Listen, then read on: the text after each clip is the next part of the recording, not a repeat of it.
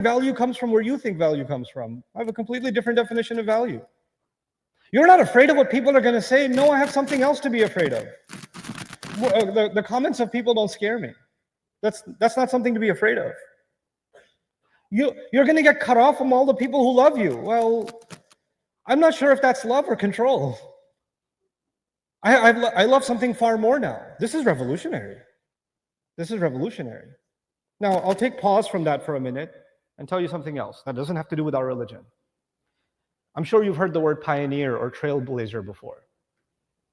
When someone comes along in the scientific community, someone comes along in the technology world, or any other, and says, you know what, I think there's something called gravity.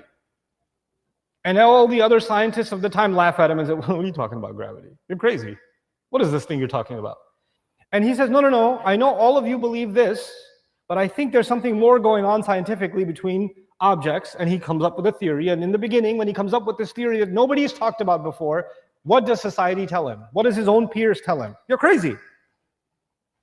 Until he stays with it. He doesn't care what people think.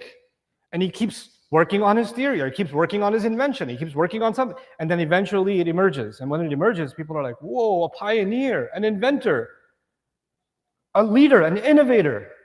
And then that innovator becomes an icon, and everybody wants to learn from that and then build their theories on top of that. That's how scientific theory emerges. That's how political theory emerges. That's how all pioneers, when they start something, nobody accepts what they're saying because they think they're crazy. Because for people, if you're like everybody else, you're normal. And if you're not like everybody else, you're insane. If you're eating with your hands, you're insane. You understand? Revolutions in society don't come when you're like everyone else. Revolutions in society come when you're willing to be brave enough to be different. But the problem now in today's world is people want to be different not because they stand for something, because the only thing they stand for is attention. So now I want to be different, not because I believe in something. I want to be different because it's going to get more views. It's going to be shocking, right? But the believer was different because something deeply rooted inside the believer. And for that reason, they became as-sabiqun ulaika al-muqarrabun. Everybody else followed. But these first few people, they set a new trend. What I want you to understand in this brief khutbah is how some pieces of how did Allah empower His Messenger, sallallahu alaihi wasallam, to bring about the most incredible, the most 360-degree revolution in the history of the world. How did He do it? How did He do it? Every revolution has to have some manifesto, some document, some, philosophy, some vision that they go back to, some leader that they go back to, and some speech they go back to. People, when they talk about the civil rights movement, they'll go back to Martin Luther King and they'll take his famous iconic speech. That becomes the heart of that movement. Allah gave this movement, the movement to be inspired by guidance. He gave that movement an icon, and that was Rasulullah sallallahu alaihi wasallam. And then He gave that movement a manual. He gave it a manifesto. He gave it a doctrine. And that doctrine, that manifesto, they will draw their vision every time they'll draw their inspiration. They'll know why they're fighting for this cause. That was the Quran. That was the Quran that He gave him. And the more these people engaged the Quran, the more they changed on the inside. They just changed on the inside. And the more they just realized, I've been afraid of the wrong thing. I've been running after the wrong thing. I've been obsessed with the wrong thing. I've been submitting to the wrong thing. Everyone move forward. Lots of people are coming in. They're asking me to move forward. All of you to move forward, inshallah. Make as much room as you can.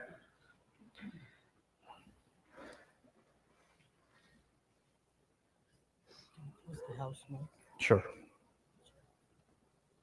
Okay. Now, the next step in this revolution that the Rasul of Allah brought, sallallahu alaihi wasallam. Not just these people have transformed on the inside.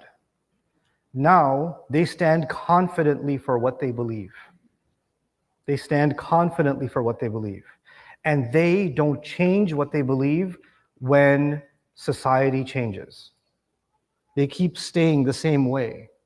In time of war, they're the same. In time of ease, they're the same. In economic difficulty, they're the same. In economic prosperity, they're the same. When they're comfortable at home, they're the same. When they're being kicked out of their home, they're the same. Their worldview does not change because of social pressure and trends. What is it? Because usually culture changes when the world events change. When media changes, it starts impacting the culture. When political leaders change, it starts impacting the culture.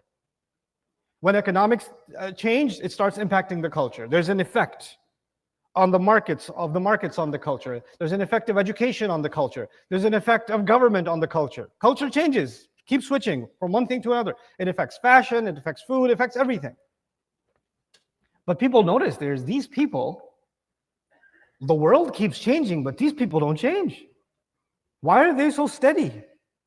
Well, how are they holding their ground? How are they not moving with every trend? You know, if you move to the United States in the 80s, and people ask you, what did America look like in the 80s, and what were people like in the 80s, and what was the politics like in the 80s, and now you compare that to the politics of 2025, it's a different country. Everybody's changed. Attitudes have changed. And not just in government, but on the street. It's gone through a transformation. These people are firm. They're solid.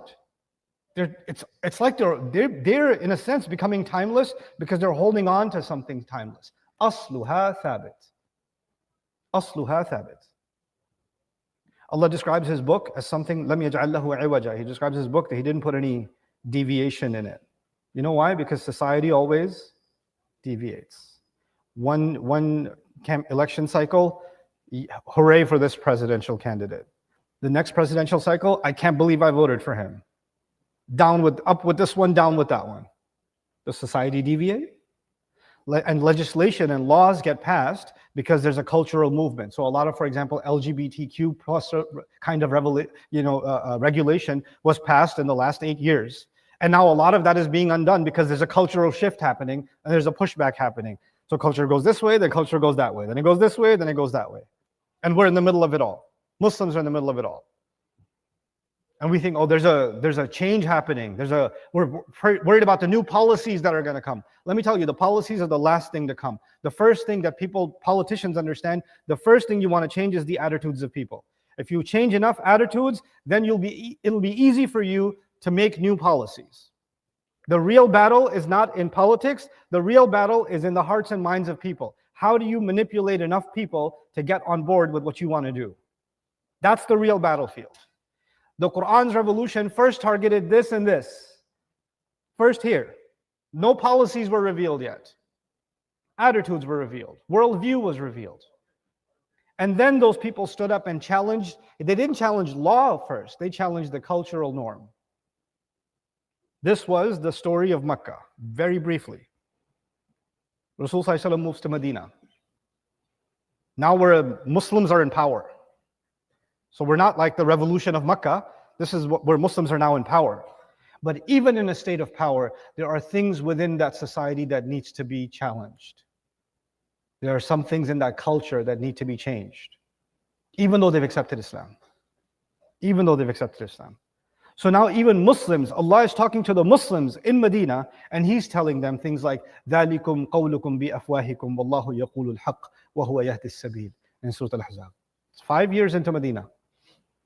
These are words you say with your mouths. You have these cultural practices that you've come up with, that you're holding on to. These are just words that come out of your mouths. Allah speaks the truth and He'll guide you to the right way.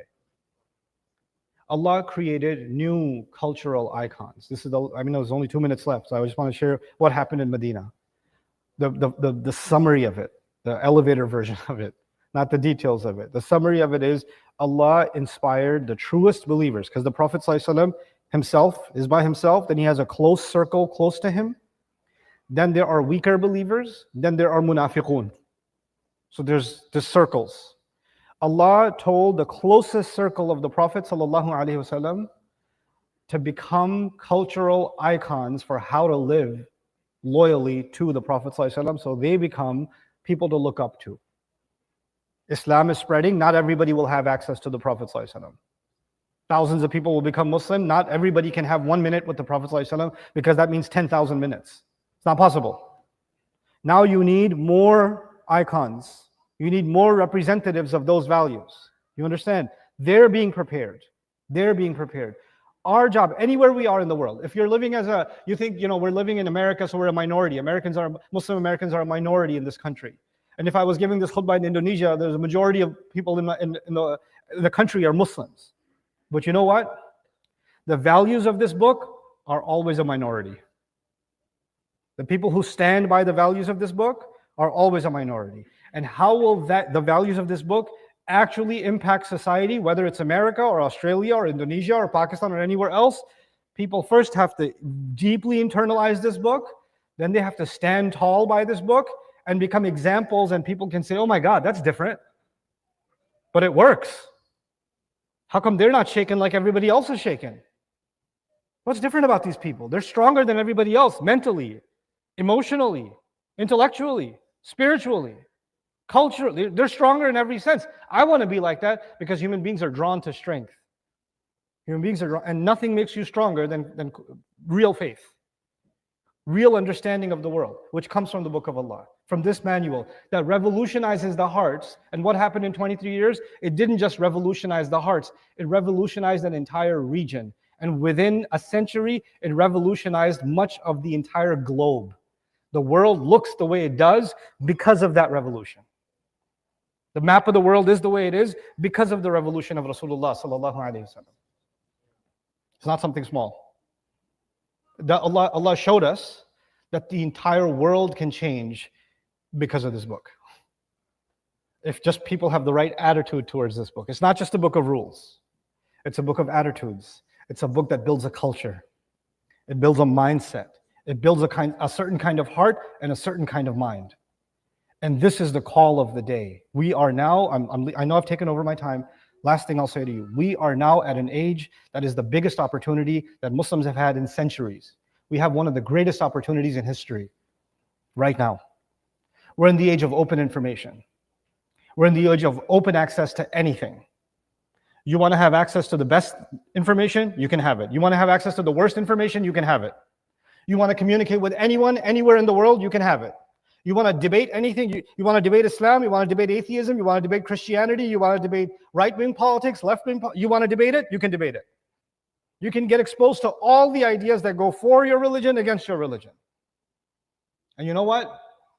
Our belief is that the only book that has roots deep enough that no matter how much the winds go this way or that way, it's going to stand where it is this book. That's our belief. So you know what? If we become connected to the roots of this book, and we plant those roots inside our hearts and minds deeply, then this storm that's coming and people are going this way and that way and this way and that way. I used to be extreme left wing, now I'm an extreme right wing. I used to be blue pill, now I'm red pill. Those people, they're going to go this way, that way, and eventually they're going to say, where do I find stability? And the only stability left will be the Book of Allah. But the only way they'll find that is if the Muslims carry the Book of Allah in their hearts, on their tongues, in their minds. The world is waiting for Muslims to wake up. And the manual for them to wake up is right here. Allah handed it to us. And it has never been a better time to represent the word of Allah to humanity. There's never been a better time for you and I to become serious students of the word of Allah. Seriously internalize the word of Allah, because the world is in need of it. The closer and closer it gets to the brink of destruction, of chaos, of war, of injustice. The closer and closer it gets to that, you realize all the corruption that was happening in Quraysh, all the corruption that was happening in the time of Fir'aun, all the corruption that was happening in the nation of Lut, in the nation of Nuh, all those corruptions that Allah talked about, all of them, you think, oh, that was the ancient world, this is the new world. All of those corruptions have returned exactly as they were. And Allah decided that the answer to all of those corruptions is going to be a handful of people that are going to carry His final revelation. Allah does not need the majority to change. Revolutions don't come from a majority. They come from a handful of people that are willing to stand up. They become the icons. One or two people. There's like one Nelson Mandela, and it creates an earthquake. You understand? This is how revolutions work. This is how cultural revolutions work.